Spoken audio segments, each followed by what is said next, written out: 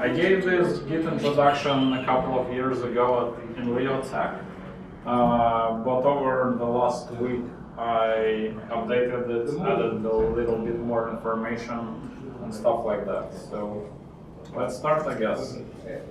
Our first stop is basically the question, what is Git itself? And Git is a distributed version control system. And basically, distributed means that every user which has a repository on his computer has the full repository with all of the history, with all of the files, with all of the changes. So that allows you to work completely independently. You don't need internet connection, you don't need anything. You just need your computer and repository on your computer. And that's it, you're done. And you can do commits, you can do merges, and basically everything. The only time you really need an internet connection is when you want to push something remotely and to share your code with your colleagues and maybe grab their code which they made. What is good about Git is that it tracks changes in all of the files you make, primarily in text files, but it can also track changes in binary files to some extent. And it allows to coordinate work on these files between multiple members of the team. Any questions so far? No? Good.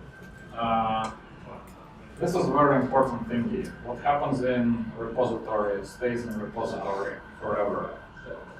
There are only 4 commands which access remote repositories. These are clone.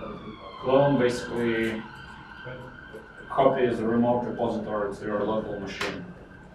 Then there's fetch, which connects the remote server and gets all of the updates, but it doesn't change any of your files. Then there's a pull, which is actually alias for fetch and merge. And then there's push, which pushes all of your changes to a remote machine. And all other commands, they only modify your local repository and nothing else. They don't touch anything remotely, and they don't affect any team members in any way until you push or pull. So you can do a lot of stuff with your repo, and no one will know about it. Another cool feature of Git is that you can set up multiple remote repositories if needed.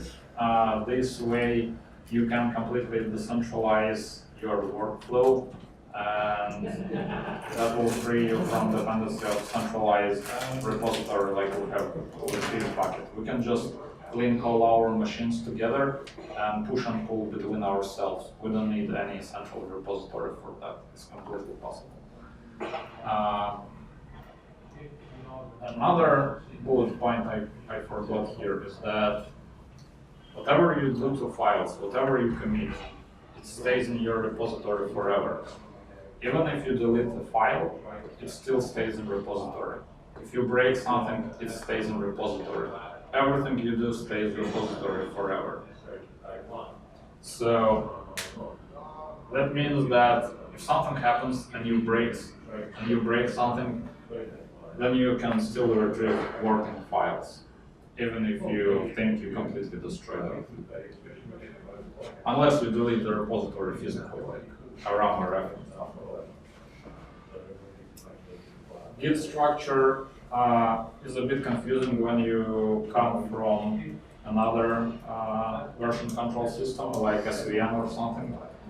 This is different between because you have 3 different sets of files. You have working directory. These are files you're modifying in your text editor. Then there's a staging area. This is where if you change some files, you type git add and you add the file, it goes to staging. It's not committed yet. You can still change the file and the changes will be reflected in your working directory. But staging is like intermediary location between committed files in repository and your working directory. Sometimes that gets confusing for some people. And then there are files inside your repository. Basically, this is everything you have ever committed. And your normal workflow is that you modify your files, then you add them to staging. Maybe you modify them again, maybe you revert them back if you did something stupid. And when you're ready, you just make a new commit. So yeah, files in working directory and staging area and repository, they're different. They're physically different, they're stored in different locations. Once you add a file to staging, you can modify it and then re-add it again. It's also possible to move files between all of the areas freely. For example, if you added something to the staging, and then you think, I don't want to commit this anymore, I want to remove it from staging, you can just remove the file from staging area. And another thing is that only changes you commit are stored permanently in your repository. And as I said previously, everything committed can be restored, even if something was deleted. You can find it on your disk, or you're having troubles finding it in Bitbucket, you can still retrieve everything if you really need. This is a list of basic file operations you need to know. These are all command line commands. And my personal approach is only to use console. I found that most of visual tools work in a very weird ways, and you really need to understand which Git commits they execute at any stage and with how many arguments they pass to Git. So unless you know how your visual tools work in deepest details, then probably you will mess up your repository at some point. And I've seen it multiple times. So learn command line and use it. Forget about visual tools. Just completely forget about them. Basic operations you need to know. Git status. It just prints the contents of your working directory and your staging area. And it also shows the status if your branch is not synchronized with your remote repositories.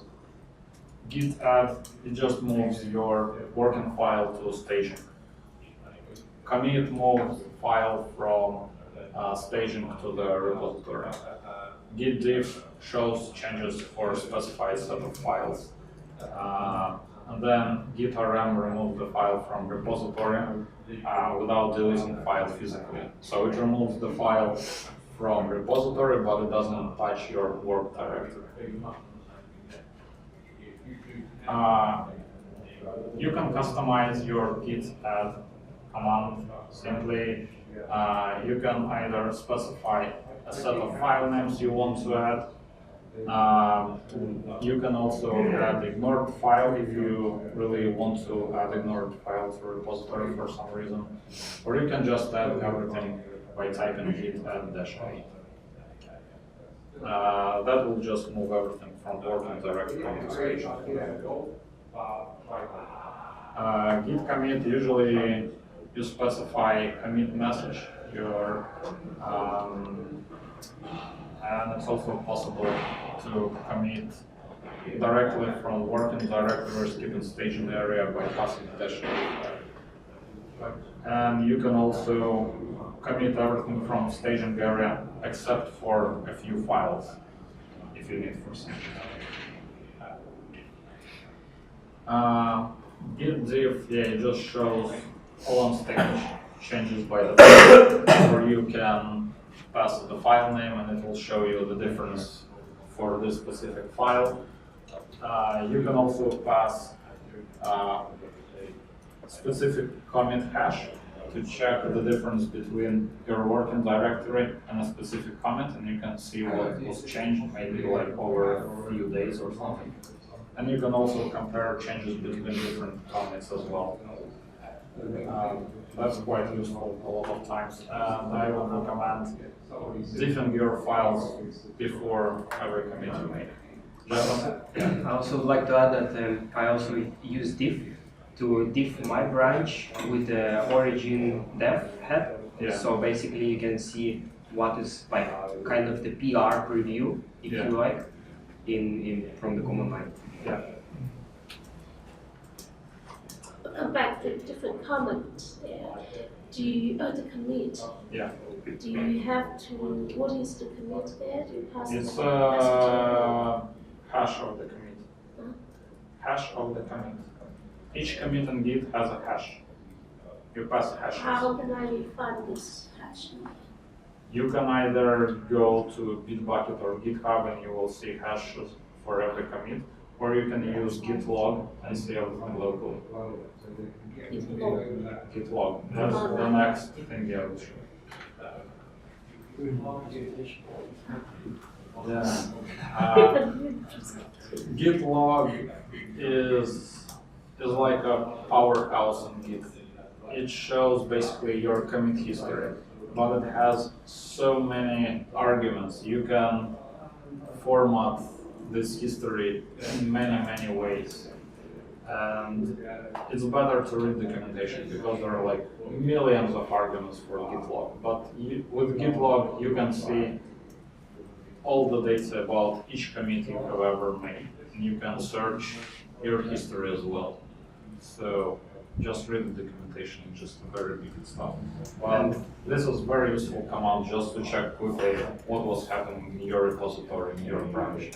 Yeah, what I usually also like to do is just go on the Stack Overflow or something and just like copy paste like maybe 300 symbol log alias command, which basically nicely with all the colors, with author names, with the commit timestamps, with the branch names and origin branch names. It just shows like basically a nice git log as a tree, which really makes it powerful. You don't need any of the visual things. Yeah. Read the documentation. It's very customized. Another very cool command is git stash. Basically, it saves your current working files inside the stash and removes all of the changes from working directory. So, for example, you're doing some stuff, you wrote some function, and then you think, like, do I really need it? Maybe not. I want to try something else. You just stash it quickly, you try something else, and maybe then you restore the function or not. So stash is like, it's like a commit, but not inside your main repository branch. It's like hidden somewhere. So all of your changes can be saved there. And stash is very useful when you have, when you need to pull something, but you haven't committed all of your changes. Git will tell you, you didn't commit, I will not fetch any changes, goodbye. So you put everything to stash, you pull, and then you run git stash apply, and it will apply all of your changes on top of the stuff you just fetched from the remote repository. And stash also has a history, and you can save a lot of stuff in your stash. And your stash is completely private, it's never pushed to any remote repositories. So what is the difference between that and using the branch? Yeah, you can create your private branch, but it's like a shortcut. It will just do some stuff behind the scenes, it will create like a temporary branch which is invisible everywhere. And that's it, yeah. So just say it's a sort of alternative. Yeah, exactly. So, a very important thing to understand about Git is that its history is a graph. And there are no destructive actions during normal workflows. Whatever you do is just a new node in the history. When you type remove a file, you're not removing the file, you're just putting a new element in the Git history which says, I wanted to remove a file at this point in time. And that means that, as I said previously, when something is committed, it stays in your repository forever. So that means you can retrieve any data at any point in time, if you really wish. And there are like a lot of tools to navigate through history, like git log, You can do cherry picking across different commits. You can do searches on the history and stuff like that. But there's one Git command called the reflog, and this is a destructive command. It allows you to modify the graph tree of the history itself. So it doesn't work on a commit level. It works on this tree level beneath commits. And if you change something with git reflog, it might completely destroy your repository and you will lose everything. But I will talk about reflog a little bit down the line.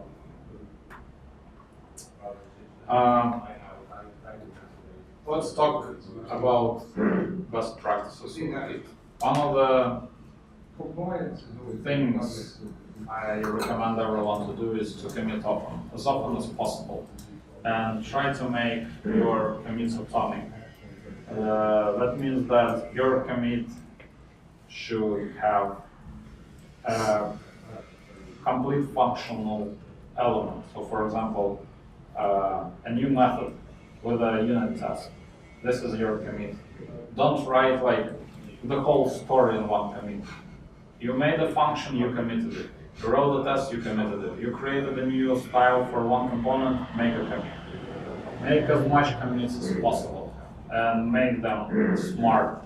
Because first of all, you will create a proper history, and maybe in the future you will have a situation when you need to understand why someone did something.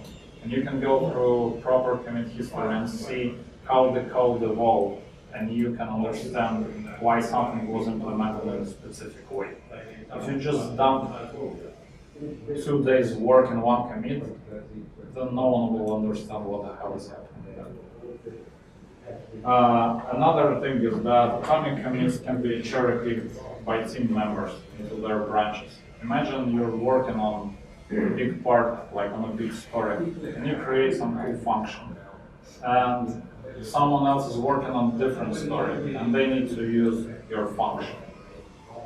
If you're not doing the atomic commit, then that means your team member will have to wait for you to finish your whole story to just pick this one stupid function.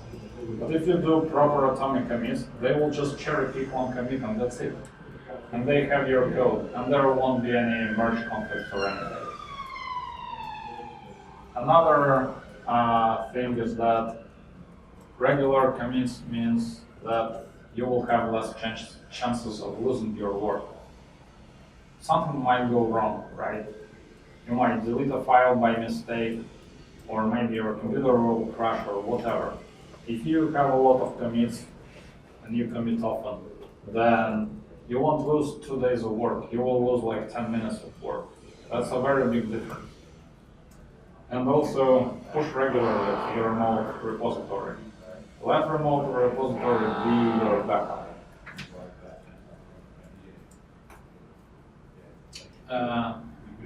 The next thingy is our branching strategy.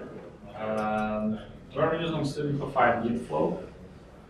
Full Git flow process is kind of big and sometimes hard to understand, and there are a lot of exceptions to it. So we just simplified it after a while of using different types of Git workflows. We came up with something that works for us. And in our variant of Git flow, we're using only 3 types of branches. We're using master, which contains stable code ready to be released to production at any point in time. Then we have dev branch, and basically this is an intermediary branch which calls all of the code of all of the finished stories which are not ready to go in master for some reason. For example, you have a 1-week sprint and you only release to production once a week. And then all of your work is happening in feature branches. Basically, when you start working on any story, you create a feature branch specific for the story, and you do all of this stuff there. And you start your feature branches from dev branch. So you go to your dev, you pull all of the latest changes, and then you create a new branch. And you start working, making commits and stuff like that. It's also recommended to synchronize your branch with dev regularly. So whenever someone pushes any changes to dev, you need to absorb them and resolve the conflicts if there are.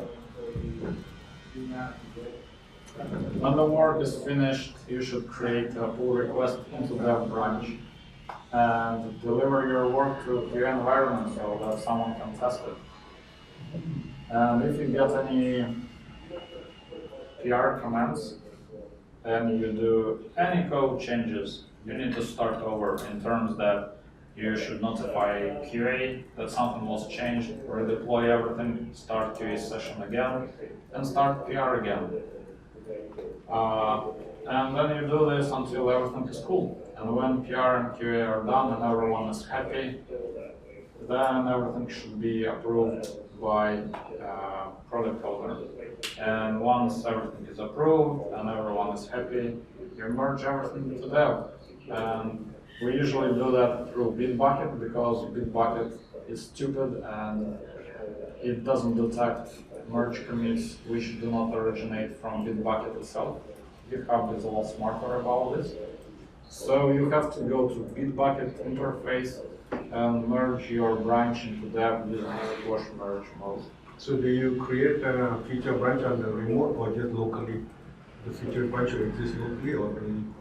Everything you do is local until you push. No, I'm talking about the feature branch itself. Do you create and leave it in the remote repo?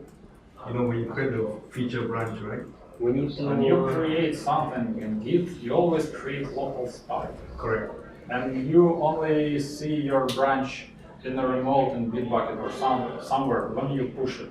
Yeah. When you push it there. Do you need to push the feature branch up to the remote? Does remote need to have your feature? Because feature should not exist forever, right? It only exists. Yeah. You should push for two reasons. First of all, as a backup, and second, to make a pull request at the end. So if the feature, for example, is very small and you don't care about backup, you're sure that your computer won't die, you can just do everything locally and then push once at the end and do a pull request. So once everything is merged into dev and the work is ready and maybe your sprint is ready and everything is ready to be released, then we have special Jenkins release tasks for projects. You just click on button and everything got merged into master and tags are created and everything is beautiful and everything is deployed. So that's it. So nice. So can I ask you a question? Yeah. So how long does normally the guy who does the managing pull request and managing, how long does that take him to do it? To do a peer review? Yeah. No, for the whole between the merger between the dev branch, dev and the master. How long You mean when everything is ready, sprint is finished, and we want to put everything into master? You just click one button. Just and one. it takes, Average 35 seconds. yeah, something like that. Oh, you just to pull the difference to the end. Yeah. Just to move it. Okay. Yeah. So the reviews, the pull request reviews, the time. Yeah. Okay, git reflog, that's the command which can destroy everything, yes. But it is very helpful to find lost commits, especially when you ruined your history in some way. Then using git reflog, you can investigate the tree of everything you ever did to your repository. That includes executing all of the commands, even if they're not commits, like pushing and merging, everything is there. And git reflog allows you to search for lost data, lost files, lost commits, and restore them. And also it allows to destroy the whole history of your repository if you wish. And this tool is actually used internally to clean up and optimize repository performance locally. So my advice is only to use a reflog in a read-only mode. Just do searches there if you lost something, but do not modify the repository with git reflog. Some of the best practices. There's a good link here. I suggest everyone to read it. It's quite a long text. But basically, never change published history. If you pushed anything to any remote location, then you should never rewrite the history of this branch from this point. Otherwise, everything will break on other machines. Write useful commit messages. If you write something like fix something, what exactly did you fix? What's the point of your message? Your messages should have some sanity in them. They should be useful. They should provide information to your teammates. So before making a commit, sit down, do git diff, check what you changed, and think, can you provide a proper commit message? And maybe don't commit all of the files at once. Maybe split them. Maybe commit styles first and then SQL queries second. Or maybe, I don't know, just do a git diff and think how can you make atomic commits for everything. And then come up with some proper messages for each commit. And yeah, as I said previously, commit early and often. That will help you a lot in the future. One thing that looks like about the commit messages is basically now we're squashing them. So it's a little bit, it's a pity, and sometimes I want to write a nice message, but I know it's going to be lost. So, as I said before, nothing is lost. It's there. But yeah, it's still there. yeah, And everyone can access it if they wish. yeah. I think that's useful when someone's doing a peer review and they can go around and you can see the diff and you see the commit. But like when you're looking through the master history and you're looking back for 3 months because there's a bug in some random button and you're like, well, what feature was that? You don't really want to see some commit message. The guy who merged the code is the one to blame, you know. Yeah, we had a discussion about the commit and message content, what should be included inside. Just a short briefing, what purpose of doing this, what did you do for this piece?